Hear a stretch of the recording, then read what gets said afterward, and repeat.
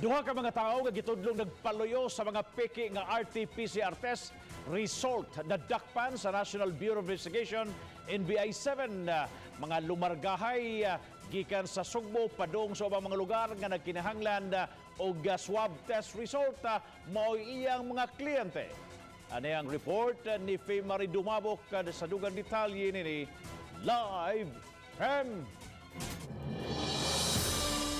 Yes, Bob, matud sa Director sa NBI-7 nga alarming ang maong modus kay dili lang kini kalabot sa pagpeke sa mga dokumento kun dili lakip na ang pagpalarga sa mga tao nga dili day siguradong negatibo sa COVID-19. Sayo kayo kay niguang ang result wa quite swab test. Gipakita ni NBI-7 Director Renan Oliva ang nakuhang peke nga RT-PCR test result. Ug pari-parihag yun kini sa orihinal. Gawas nga short-sized bond paper ang gigamit sa peke. Nakita usab nga usa sa mga signatory wa magkadimao ang apelyido. Matod ni Oliva nga gitimbrehan sila sa maong mudo sa mayor sa San Miguel sa lalawigan sa Bohol.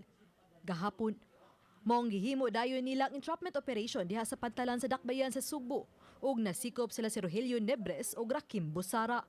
Nasakmit gikan kanila kini mga computer set nga gingong gigamit sa pagpameke.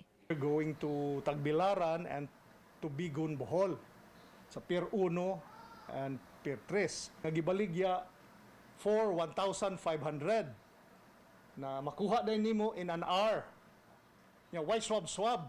Matod ni Oliva nga base sa ilang pakisusi, taod-taod na kining modus. Ang signatories, although the same, one of the signatories sa test, kani si Doktora Alexandra Camille Malyare, naasad sa fake, naasad yang name. Pero gimorder yang name. Ang Malyare gihimo og misware. They have been doing this since last year pa.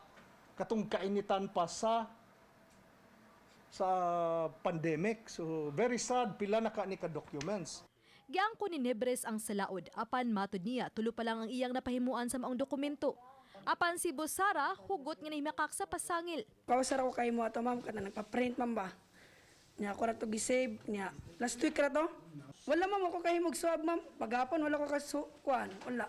Konsensya man ma'am, bitaw akong usahin na nila kamulay pag-istorya. Bob, nakig-alayon ang NBI-7 sa buhatan sa Department of Health alang sa dugang investigasyon ug ang pagpangita og paagi nga dili na basta-basta nga mapeke o makopya ang resulta sa RT-PCR test. Bob?